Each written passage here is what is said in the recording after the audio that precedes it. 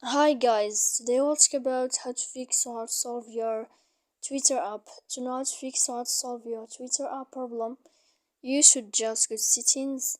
Here in this page we click apps, default apps, app settings.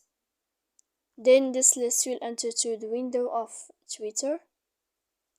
Here in this page of app info we click on first stop and we click OK. Then we click on storage.